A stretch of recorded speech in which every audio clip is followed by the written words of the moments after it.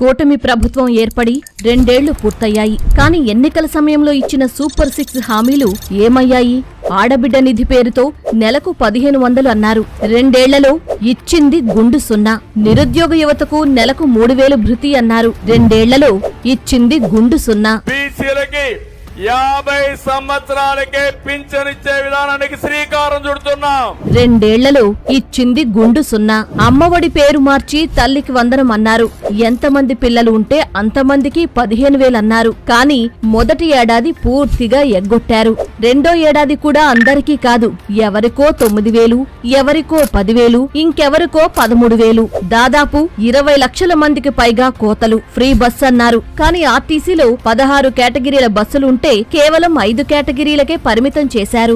దీపం పథకం పేరుతో ప్రతి ఏడాది 3 సిలిండర్లన్నారు. 2 ఏళ్లలో రావాల్సింది 6 సిలిండర్లు. కానీ అందింది 1 లేదా 2 మాత్రమే. రైతు భరోసా పేరు మార్చి అన్నదాత సుఖీభవ అన్నారు. కేంద్రం డబ్బుకు అదనంగా ప్రతి ఏడాది 20,000 అన్నారు. 2 ఏళ్లలో రైతుకు రావాల్సింది 40,000. కానీ ఇచ్చింది 14,000 మాత్రమే. మిగిలింది 26,000 బకాయి. పైగా అనేక మంది రైతులకు కోతలు.